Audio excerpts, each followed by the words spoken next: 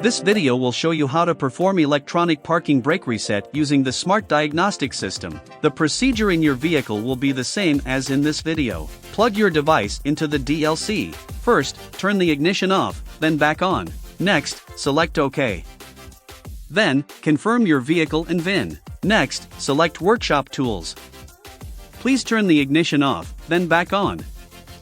Electronic parking brake reset. Start up. Follow the on-screen prompts to complete the procedure.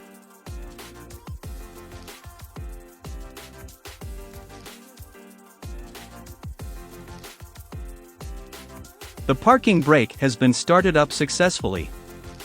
That's how to perform electronic parking brake reset.